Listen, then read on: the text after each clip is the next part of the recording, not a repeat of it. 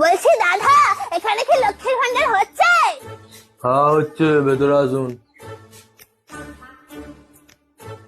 হ্যাঁ, তা বয়স কত আছে? কেন, আমাকে দেখে বয়স বোঝা যাচ্ছে না? ওরম ভাবে হয় নাকি? দেখি আধার কার্ড বার করুন দেখি। আসলে না, আমি আধার কার্ড নিয়ে বাইরে কোথাও যাই না, কারণ ছবিটা কিরকম পেছনের মতো এসছে, তাই আধার কার্ড আনিনি। তো ভোটার কার্ড দেখি। আর ওই ভোটার কার্ড কি আনবো বলেন তো?